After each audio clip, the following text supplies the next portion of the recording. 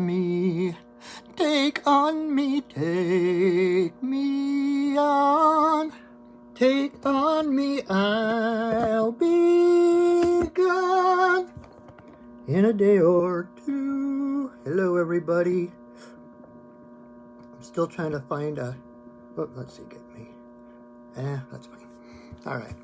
Still thinking about a theme song. That's not my theme song, but it's one of my favorite songs. So, hello everybody. Thank you for joining me. Welcome to another Monday mini medicine card reading. I am Patrick, the owner of Perchingla Studios, upon whose Facebook page you are viewing this, or on my YouTube video page, if you're watching this in repeat as well. Thank you for joining me. If you're wondering why you're here and what we do, I am about to pull three cards. I used to pull, when I first started this, I was doing 6 cards, but I found out that kept taking me almost like an hour and a half, if not close to 2 hours, and I know that people's attention span is not that long, and so I shaved it down to 3. You know, always leave them wanting more. But what I do is I pull 3 cards, and the cards I use are called the medicine cards. So each card, whoops, being squirrely today. Each card has a different totem animal on it. And so I pull 3 cards, and your job is to choose a number between 1 and 3. And then whichever card corresponds to the number you picked, then that is your reading for the week, your miniature reading for the week. And each of these animals is standing by to answer your call and to volunteer to walk you through your week.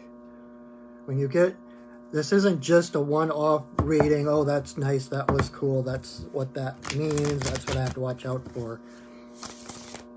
These animal guides, when you choose a number and you get a card, that is the animal who is volunteering to walk with you through this week and to lend you companionship, to lend you their medicine, to lend you their strength and whatever their personal energy is. It's not like, okay, you have to do this, now go, right? It's, okay, this is what we see, this is what might need attention, this is the energy coming up, and we're going to walk along and help you to get there. So, and that's why I use these cards in particular, because I have always felt connected to the animal kingdom. I've always, and even now in my shamanic practice, I mean, what some of my main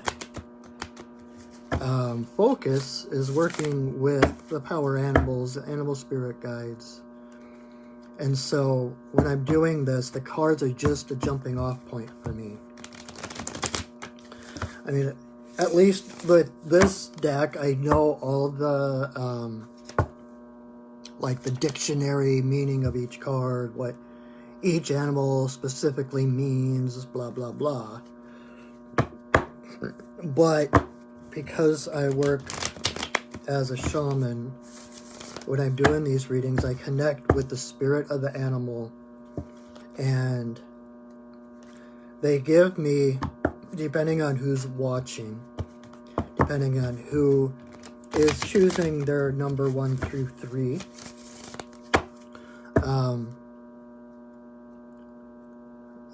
they whisper in my ear little extra tidbits, like which aspects of their medicine is appropriate for who is watching. And sometimes it's awesome because they tell me things that I didn't know before. And so I'll be doing something and it's like, oh yeah, that's this animal and it means this, blah, blah, blah. And then all of a sudden it's like, boom. They're like, oh, and make sure you mention this thing. It's like, oh my God, I had never thought of that before. So I am learning too. It's awesome. I love learning new things. And so, oh, I need to, it's been a while since I did these, so I'm going to smudge my cards, clear the energy so they are fresh for this evening. So, smudge, smudge, smudge, we like to smudge, smudge, smudge, smudge. All right.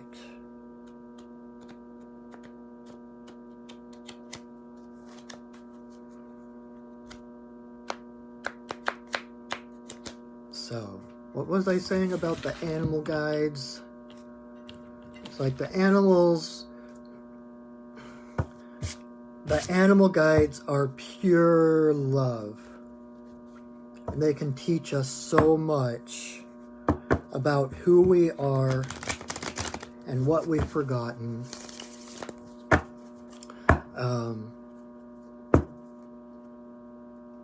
I was gonna say something else and it totally flew out of my brain. So, anyway, and if you feel like choosing more than one card, you feel free to do that. You can choose 2 numbers or all 3 numbers and see what happens.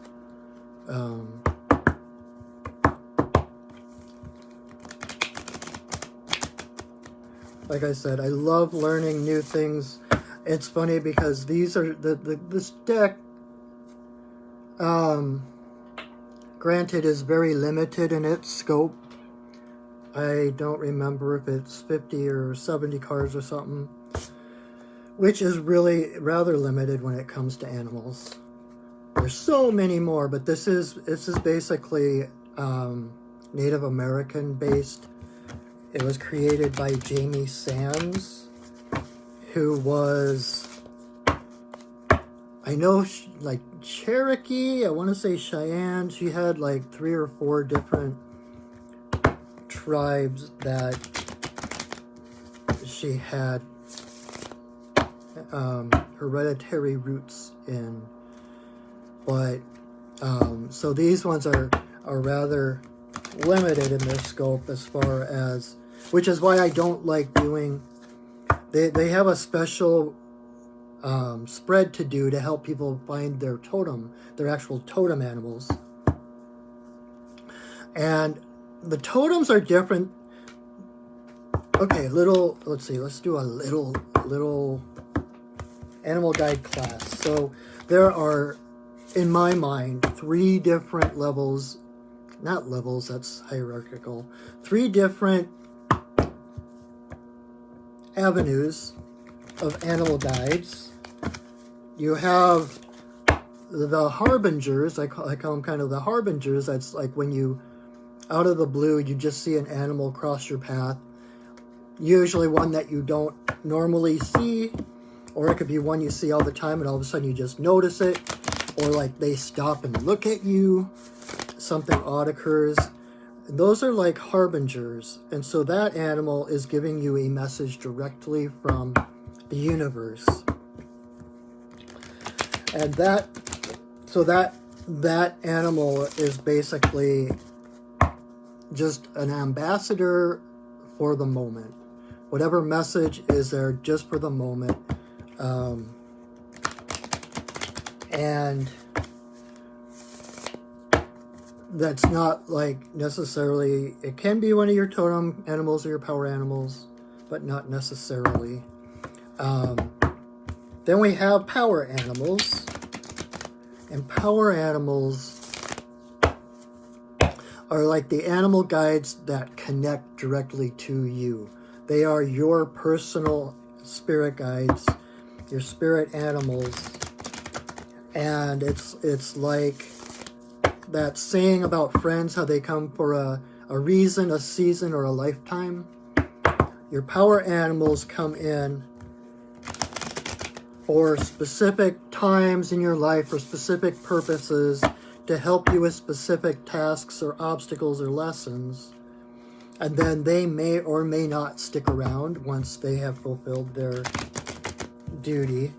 And so those ones are kind of transient as well, but they're more long-lived than just the ones you see flying over or running across your path. So those are the power animals. Those ones kind of come and go. But then you have your totem animals. And your totem animals are the ones that you are born with. The totem animals are it's more of an identity, more of a family. It's like the clan you are born into. For instance, Perching Wolf Studios, the name of my business, kind of hints at the fact that wolf is one of my totems. And so you could say I was born into the wolf clan. That is one of my totems. That's a lifelong, that animal is there at birth and stays with you until death. And depending on what tradition you follow or what you believe, you can have from 1 to as many totem animals as you can conceive of, I guess. I think the most I've heard of in any tradition was 13. So you have multiple totem animals depending on the tradition that you follow. But those are intimately connected to you. And they have kind of, I guess you could kind of think of the totem as almost like the zodiac sign. It's like, it's that sign that you're born under. It's intimately connected to you. It intimately, I don't want to say control, but it intimately is connected to who you are, how you view the world, how you react to the world, what you came here to do. And so that is, the totem animals are more important, and as far as who you are. And so on the one hand, I purposely steer away when people come and ask me what their totem animal is. I refuse to answer that question. I will help you find your totem animals, but I will never tell someone, unless they figure it out themselves, what their totem animal is, because it's too personal. I don't want something of that magnitude to be hearsay.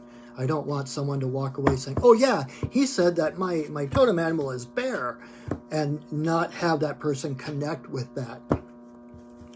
And so if you ever want to know what your totem animal is, come see me. I can do a couple of different things and try and introduce you to your totem animal. But what I was getting at, where that originated, was because of the scope, the limited scope of these cards, there is a spread to figure out who your totem animals are. But there's such a limited number in this deck of cards that even if I were telling people, even if I were doing that spread to teach people what their totem was, I would not use a deck of cards to do that, because there are as many animals on the planet. Every animal is a totem to somebody. And so I would gladly help you find your totem, to connect with your totem. But I will not tell you who they are. So,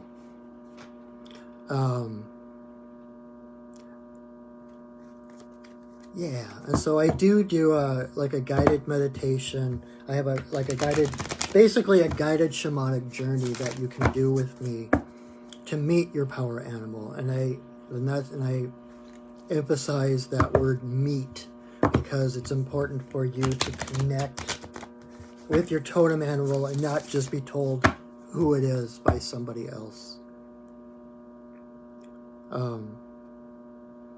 So anyway, that's that.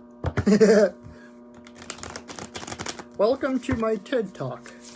I should do a TED Talk on that. That would be kind of cool. I wonder if they would accept that. Anyway, okay, so again, welcome. Thank you for joining me. If you're here for the first time, again, I am going to pull 3 cards. And your only job is to choose a number between 1 and 3. And then whichever card corresponds to the number you chose, that is your guidance for the week. That is the animal that will walk with you. Oh, and the other thing I was going to say about animal spirit guides, power animals, and all of that is that, like, even with these readings, I tell you my impressions on what they mean, and they will whisper to me things to tell you, depending on who's watching this video, or if I'm giving a reading for someone, it'll be custom made for that person specifically. But even then, this is only meant as a reference. No one can tell you for absolute sure what the message is from the animals to you. Each animal means something to different people. Some people might be, well, I'll just say some people might be afraid of an animal, while other people like basically worship the same animal. There's different meanings, different symbolisms. We each have our own personal mythology. And so different animals mean different things. Although, if you are afraid of an animal, if there is an animal that freaks you the heck out, chances are that's one of your totem animals. Because you would not have that great of an emotional response to an animal unless you were connected to them. And so if there's an animal you're afraid of, like a lot of people are afraid of spiders or snakes, etc., my recommendation is to meditate and connect with the spirit of that animal, because most likely they're your totem, one of your totems, and the fact that you're afraid of them usually signifies that there's a part of you that you are running away from, or that you're not.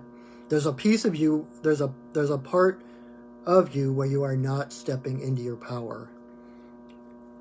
Hence, you will have a reaction to that animal one way or the other, but it will not be a neutral. So if you have anything other than a neutral reaction to an animal, chances are they're already working with you, and there's something that needs to be looked at. So, anyway, I hope that helps. One of these days I'll get around to actually, I have a class that I teach on spirit animals, and I'm trying to expand it into more like a 6-week kind of thing or something like that. And so stay tuned and I will keep you updated. In the meantime,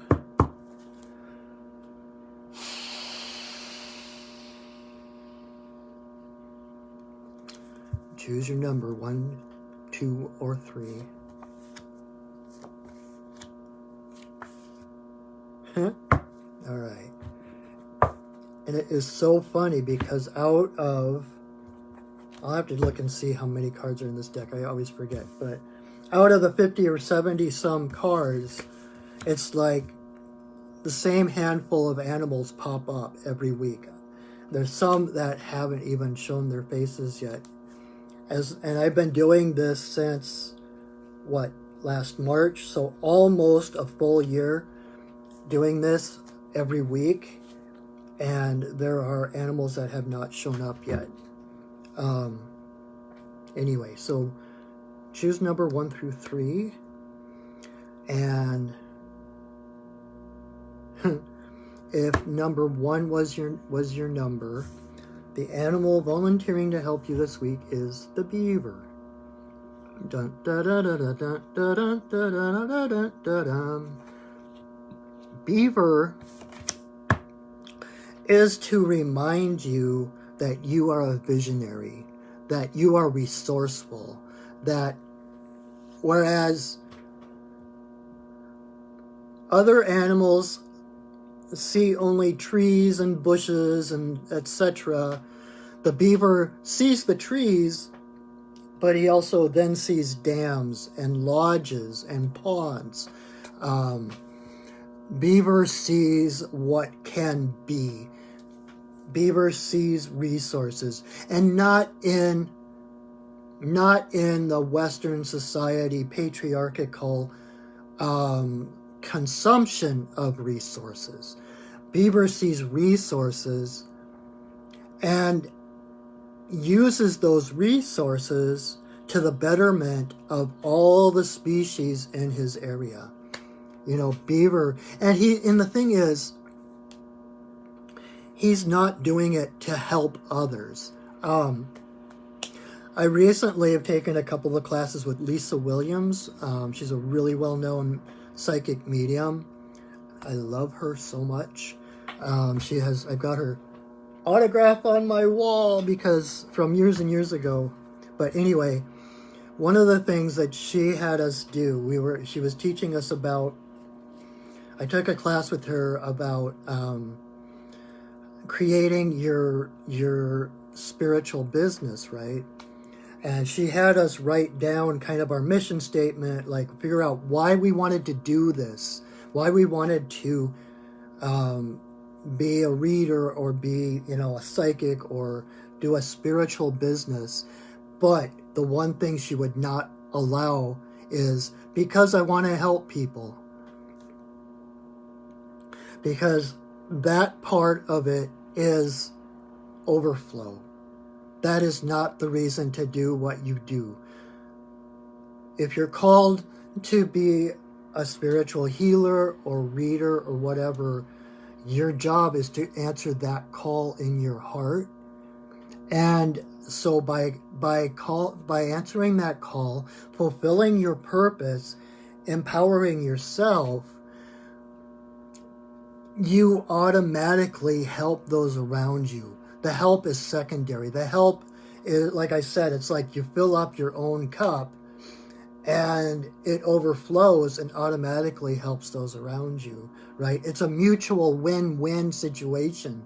You can't become a healer or a reader or something without helping others. That's part of the equation. And so the biggest reason to do something is because you're being called to it. It is that self-love, that self-acceptance, and answering the call of your own heart. That's what Beaver does. Beaver chomps down the trees, builds dams, builds lodges, because that's what his heart tells him to do. And by doing that, he not only helps him and his own family, he creates new water features, he creates dams and more resources for the other animals to drink, etc. And so it's a reminder also that there is no separation. If you are taking care of yourself, if you are listening to your heart and answering the call of your heart, you are automatically bettering everybody. There is no separation. You can't better yourself and be doing something to the detriment of other people. It's a win-win. We are all connected. So if you are improving yourself, if you're stepping into your power, if you are answering that calling, that passion that you have always been called to, that is why you came here, and that is your gift to humankind. That is your gift to the world. It is not selfish. It's not an either or. It's a both and. You answer your calling. You both answer your calling and serve humankind. It's both. It's not either or. And so pay attention to your own heart. Don't listen to naysayers who can't see the forest for the trees, right? If you see those resources, if you're called to do things, answer that calling, and automatically you are helping the entire race, the entire world, the entire universe. Awesome, awesome. The other thing about Beaver is if that is your card, chances are people come to you with their problems. They come to you looking for advice because you are a safe shelter. If you think about when Beaver builds their lodge, it's in the middle of the water. So it's in the middle of the pond. Number one, it's safe because not everyone can swim across and get at it. And actually the entryways, the doorways are underneath the water. So someone just swimming across can't get in. But besides that, you have the water, it's surrounded by water, and water tends to symbolize emotion. It's kind of the, if you think about the world and kind of the currents and the waves of the world, the tumultuousness, and how easy it is to get pulled under or swept away by your emotions or by the emotions of the collective and all of that. That is what water symbolizes. Yet in the middle of this pond, Beaver builds this lodge that's solid. It's rooted to the earth. And so it's a place of warmth and dryness and safety.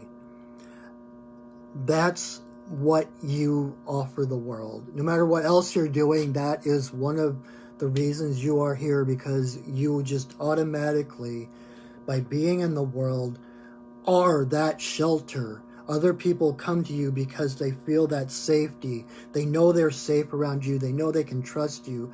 They know they can get in from out of the rain, out of the weather, out of the tumultuous waves that are washing them away. And that is why people come to you. And that is something to be, something to celebrate rather than to be, I wish that people wouldn't come to me. If people are coming to you, then I had a really, one of my very first teachers, in fact, she was the one that taught the psychic development class that kind of set me on my way, and she's also the one that took me on a vision quest, which was amazing. But and her name's Christina Bloom. If you want to look her up, she's in Wisconsin now. But anyway, one of the things that she said in that class that has stuck with me is that if people are asking, then you are ready. If people are coming to you looking for advice, trust the fact that they are asking. Know that if they are asking, that is proof that you are connected enough to spirit to speak the truth, to speak your advice, just to say what comes through you, to say what comes into your mind. You can trust it. People wouldn't be asking you if you weren't already connected. So if Beaver is the card that you came up with today, that may be why. It's kind of like another level of that self-acceptance and that self-love that I mentioned earlier, knowing that if people are seeking you out, there's a reason for that you were put here to offer that shelter, to be a shelter for others, and to offer that place of safety, that place where they are not judged, where they can rest for, even if it's just a moment, out of the currents of the world. So that is number one. What's interesting is if you can see the number on top 22. Beaver is the first card, number 1. 22. Anyway, I don't know. That just seemed significant to me. I'm not real big. I don't know a lot about numerology, but it seemed like 22 was significant, being the first card. Anyway, number 2. If 2 is your card, got our old favorite, the raccoon. Raccoon is the noble thief. Raccoon is the Robin Hood of the animal kingdom. He's got the mask on, kind of like the noble thief, like Robin Hood. But what he does, it's not that he's an outlaw and that he breaks the law and he's rebelling against anything. It's that he sees what needs to be done and he does it, whether it's inside or outside of the law, whatever is for the betterment of the community. When raccoon comes up, it tends to be a sign of service. There's some element of community service that is involved.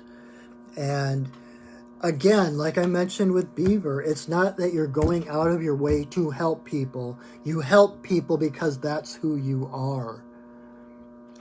Just by being who you are, seeing the path ahead of you that the universe unfolds before you, you automatically help people.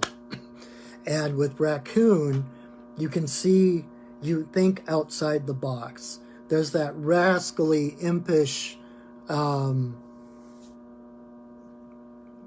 element to raccoon, and it always reminds me of Errol Flynn playing Robin Hood. It's that kind of doesn't take anything very seriously, but when he is serious, he's focused. It's not that he belittles anything or undermines anything. It's that he knows what's essential, and so he's not afraid to step outside of the accepted boundaries if it means helping people, if it means serving the community, if it means feeding the poor, lifting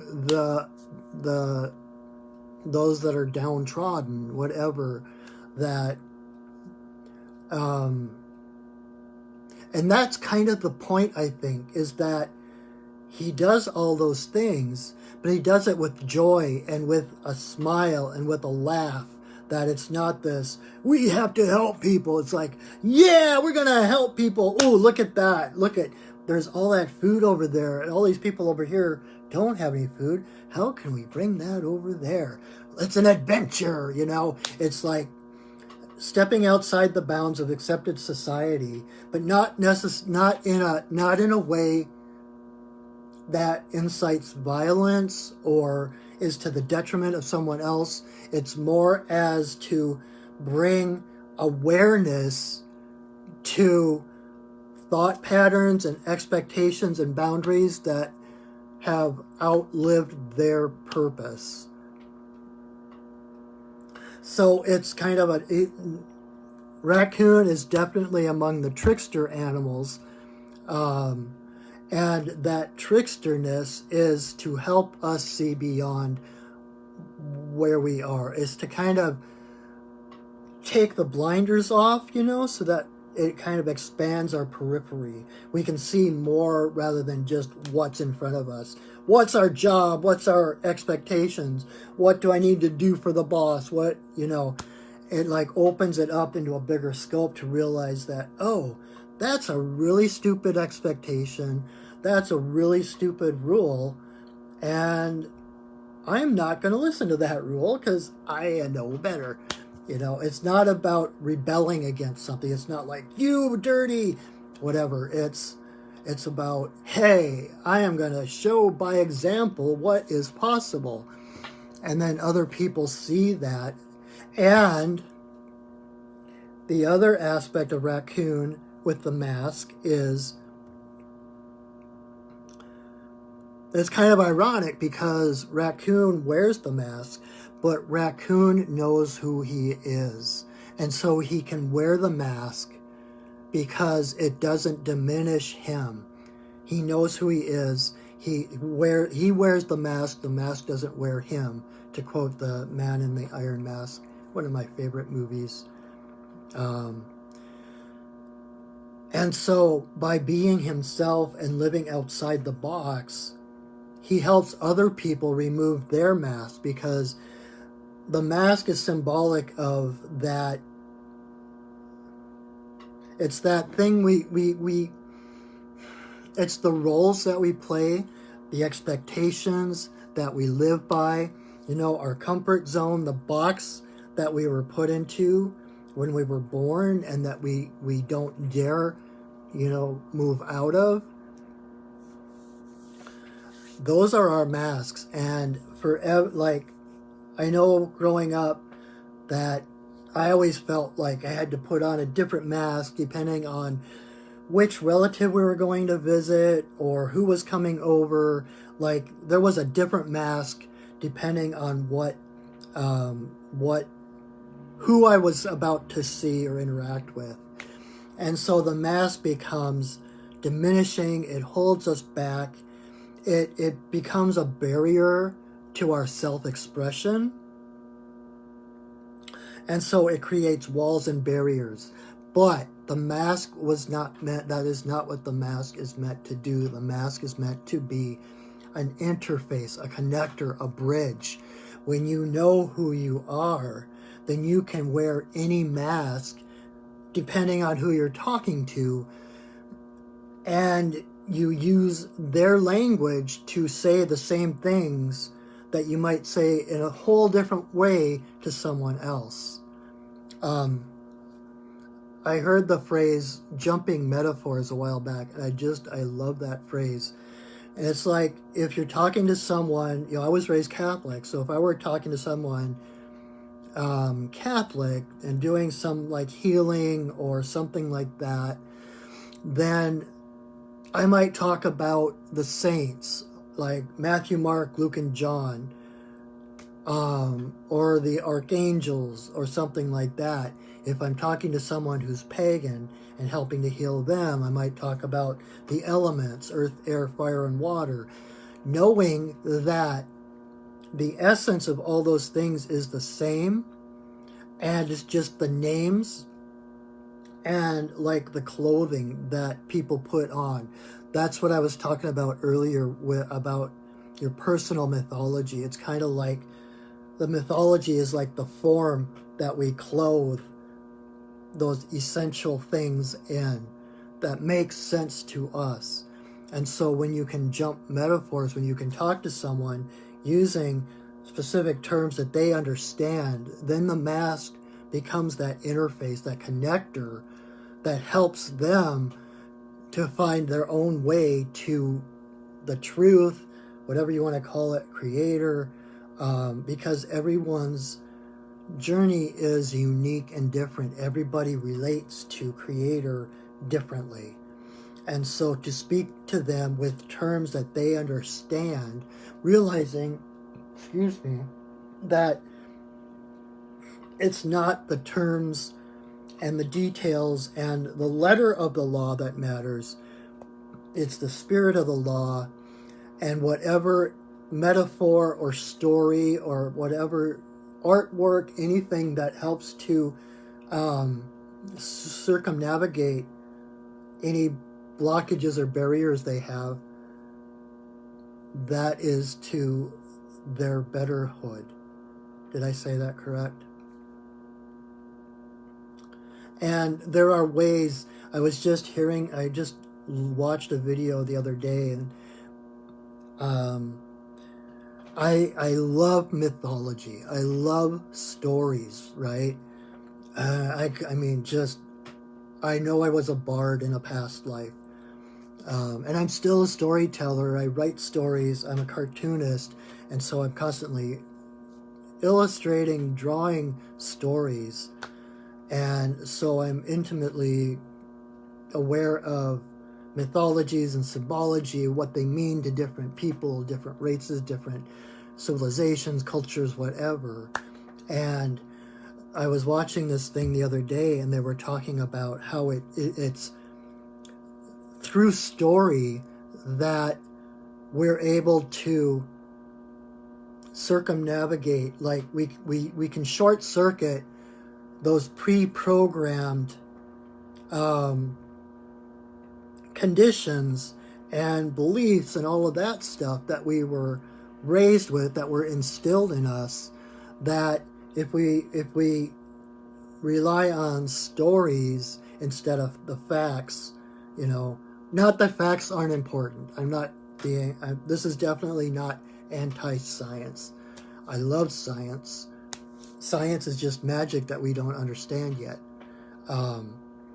But stories, it's like when you look at, for instance, the Irish Celts, my heritage, and it was the bards who would go through, they went to schools, for lack of a better word. They went through training for years and years and years to learn stories, word for word for word, to learn the lineages of their people. And it was through stories that people were taught to remember where they came from.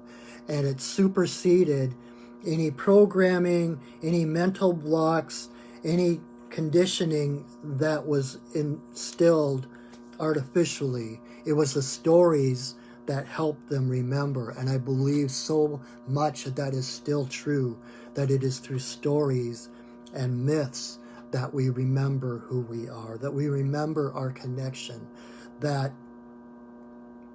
because I think it's a Zen saying, but you can't think yourself to enlightenment. You can't think yourself there. The brain is a good and awesome tool, but it is not the master. The master is the heart. The mind is meant to serve the heart. And so it's through poetry and art and stories that, think about a really powerful poem or a really powerful piece of art that you know of, that you see it, and it just instantly, shoom, brings you right here. There is more truth than that, than any of the facts that the mind can recite about the way they use colors, the palette, and how that evokes emotion or whatever. It's that heart feeling that is enlightenment. You can only feel your way to enlightenment. You can only experience your way to fulfillment. You cannot think your way there. So stories take us the way there that words and facts cannot. Does that make sense? So that is Raccoon. That is number 2, and I hope that made sense. It kind of felt like a little bit of a tangent, but I think it's really important for Raccoon, that whole storytelling, looking at things deeper than the facts, looking at things through your heart and feeling the connections, writing poetry, because it's poetry that it takes you past the mind, because the mind can't conceive of it. And so it takes you right past that separation of good, bad, dark, light, up, down, whatever. The mind only sees separation. The heart sees unity. And so in poetry and art and stories, we're taken right there and shown the entire picture, which circumnavigates that separation of the brain. The brain can't conceive of that. And so it takes us automatically to our heart. That is the power of mythology. That is the power of story. So don't be afraid to tell your story. Don't be afraid to look beyond the facts, the accepted norms. And it's not about rebelling. Interesting. Which I will get to in our next card. So that's number 2. Number 3, if 3 is your number, we have the mountain lion. Mountain Lion is about leadership. Mountain Lion is about finding your voice. Look at that roar. Mountain Lion stands up for herself. She speaks her boundaries. She is a leader because of all those things I just said with Raccoon about the mind and the heart. Because she doesn't lead with her head. Her heart is her authority.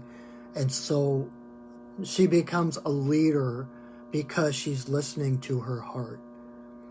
And a leader creates more leaders because a leader inspires you to listen to your heart. And that seems to be kind of the theme of all three tonight, is that leading from the heart, listening to your heart. Your heart will tell you what you came here to do, who you came here to be. And that is more important than anything anyone else has ever told you.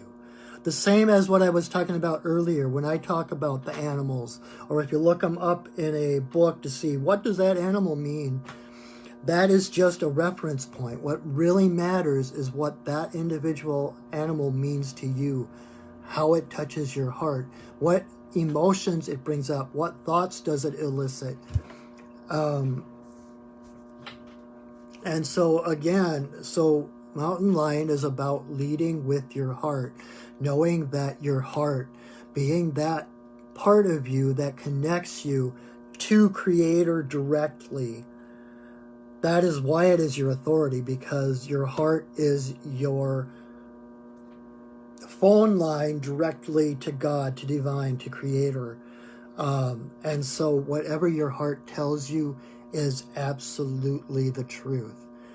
And your heart knows better than anyone else what you are meant to be. Just like I said with the cards, what other people say, you might, take with a grain of salt, or it might resonate. But again, that's listening to your heart. If someone says something and it resonates with you, that's your heart saying yes. And it's listening to those yeses and going toward that, like Joseph Campbell says, following your bliss, following your heart, going in the direction of what brings you joy, what makes you feel good, what makes you feel empowered and fulfilled. That is the spirit of Mountain Lion. And it seems like the point they want me to make, what I started saying with Raccoon, there is a difference between leadership. There's a difference between being a leader and being a rebel. A leader is a visionary. A leader sees what is on the other side of whatever obstacles, whatever stands in the way. A leader is leading toward that light.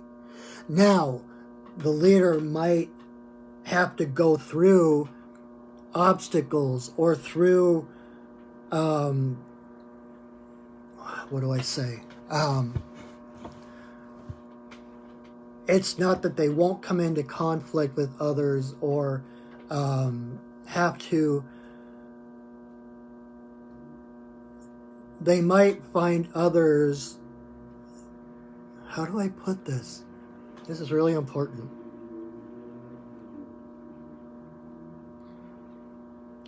If you're rebelling against something, you are setting someone else up as more powerful than you. If you're rebelling against something, there's something here and you're rebelling against that. You are not necessarily going toward the light. You are not necessarily going toward empowerment. You are just fighting something that's right there. And all that is bashing your head against a wall, because you're lowering your vibration in order to fight that. If you keep your vibration higher, then you will soar through that. There might be people who try to stand in your way or block you, or even claim that you're rebelling against them, claim that you are prosecuting them.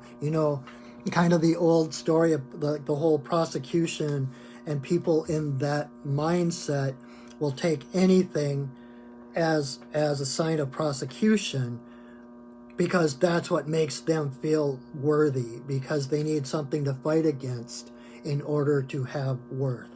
That's the rebel as well. The rebel needs something to fight against, and it's by fighting against that they get that worth, the worthiness. And so when the rebel overcomes whatever it is that they're fighting against, they end up, in most cases, historically, the rebel becomes that which they fought, because they're not looking beyond what they're fighting.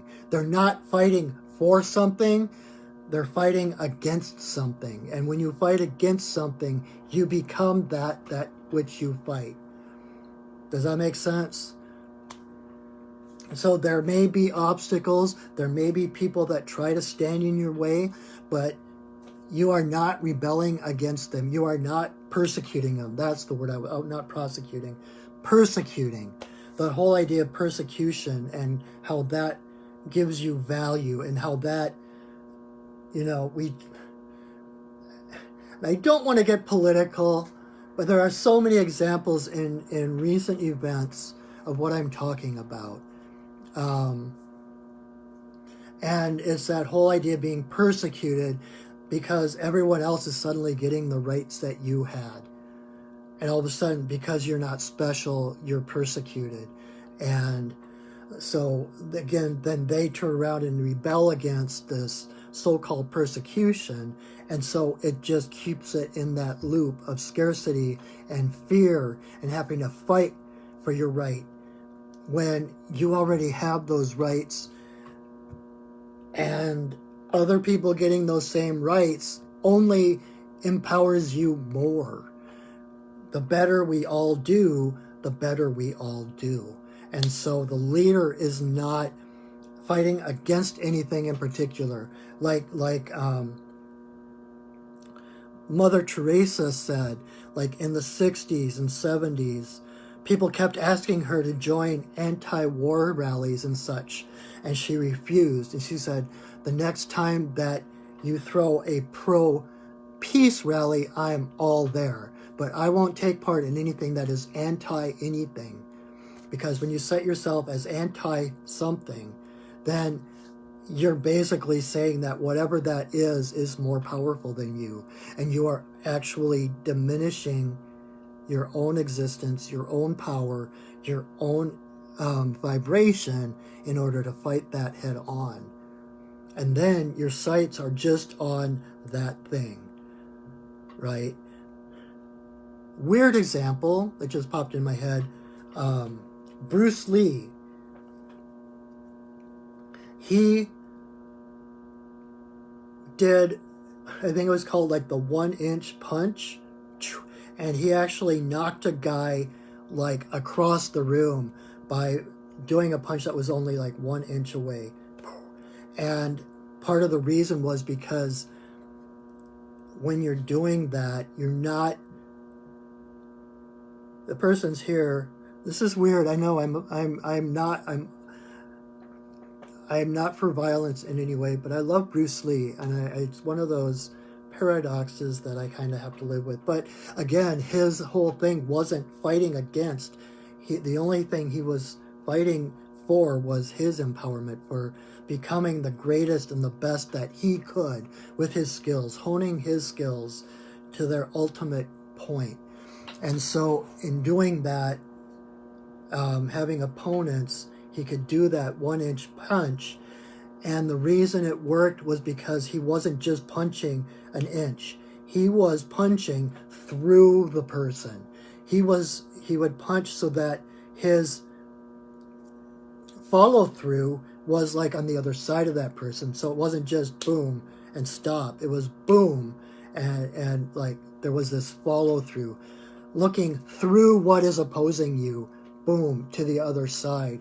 And this just becomes inconsequential. It gets pushed aside. It gets moved. You go through it. It becomes, when you live that way, when you believe and see the friendliness of the universe, the way that the universe works for you, then everything, every opponent or obstacle or seeming blockade that comes up becomes a springboard for you to become even more powerful. Because the only reason things stand in your way, well, like Wayne Dyer said it, the obstacle is either in the way or the obstacle is the way. Sometimes the universe puts up obstacles to divert you in a different direction, or sometimes it puts up an obstacle because that is the way you're supposed to go. And whatever this is a springboard to greater awareness and experience. And that way, there is no such thing as rebelling against anything, because you're not looking at this thing. This isn't the end point. When you rebel against something, overthrowing that thing is the end point, and there's no real thought about the other side. But when you realize that your destiny is empowerment, is fulfillment of yourself, again, which is the fulfillment of everyone on the planet, then those obstacles, you're not rebelling against those, you're using the opportunity of obstacles to further solidify your own self-acceptance, self-worth, self-confidence, courage to move forward and to become a leader. And it's those, I mean, think about the people you admire. Think about the teachers you admire from being a kid. All the while, at least in my case, all the people that I admire, I look at them and they are definitely not inside a box. They definitely walk to their own drumbeat. They are outside the box. And the funny, ironic thing is that society likes to take those people, like Martin Luther King, for example, and put them back into a box to help inspire people, and which leads to just, again, people staying inside the boxes. So it's this really ironic thing. But being a leader is stepping outside the box, listening to your heart, realizing there is no box, that you make your own rules, and that when you're listening to your heart and everyone else is listening to their heart, the information and the direction coming is from the same source. And so if everybody is listening to their heart, answering the call of their own heart, then we are going to walk in harmony automatically, because we're listening to the same conductor. We might be playing different instruments in the orchestra. We might have different parts to play. Some of us might be playing the low notes, some people are playing the high notes, whatever, but they're going to be in harmony because we're listening to the same source. Being a leader is listening to that source, and by doing so, you become a living display, an example of what it looks like to be a leader, and you wake up the heart of other people and give them the inspiration and the courage to listen to their own heart. You don't create followers that are following you, trying to do everything you do and speak the same words that you do. You're inspiring people to listen to their own heart, to find their own words, to find their own path, and listen to their own source, which ultimately is the same source. So, there you have it. That is our mini reading for this week. Yay, and I brought it in under an hour, kinda. Anyway, so thank you again for listening. If you're a regular watcher, I so appreciate your presence every week. It is so good to see you pop in and to feel your energy. If you're here new, thank you for showing up and for watching. I hope you enjoyed this. I hope you join me next week. Every Monday night at this time, I do this, and to give everybody a little bit of guidance for the week, to start their week off correctly. And if you did enjoy it, and you feel like you want more guidance, feel free to check out my website, perchingwolfstudios.net, and schedule a full reading with me, a personal reading where I can go into more details. You get more cards, And we can really focus in on what in particular is going on with you at the moment. So, and if you do come back, invite your friends. Feel free to share this video far and wide. Send it to the four winds. I so enjoy doing this. I so enjoy the support you give me. Thank you so much. And no, I also do another, if you're interested in this one, you might enjoy Wednesday nights at 7 o'clock. I do another live video. I do a sacred pipe ceremony, just creating space for people to come and gather our energy together, send our intentions to Creator, whatever they may be. So that I offer that up as well. So come and join us with that if that interests you. Otherwise, I hope to see you here again next Monday evening. What else? So follow my Facebook page. I will post this to my Facebook page. So if you came in late and didn't see the whole thing, you want to see the whole thing, you can watch it on my Facebook page, or you can check it out on my YouTube channel. You can subscribe to my YouTube channel, and I've got not every single one, but most of the Monday miniature medicine card readings that I've done is up there. So if you ever feel like you need some guidance, you can pop one of those videos on, pick a number, and just see who comes up. And like I said, feel free to share this video far and wide. Invite your friends. I so enjoy doing this. This is one of the highlights of my week, and I so appreciate your being here with me. So thank you so much. With that, I believe that is it for this week. So just know that I love you, that I see you, which is some kind of funny because I'm talking to myself in my little camera, but I see you, I know you, and I honor you. You are unique and valuable and essential to the world and all of humanity. Thank you for being here on the planet right now. And until I see you next time, go shining. All right, I love you. I'll see you soon. Bye.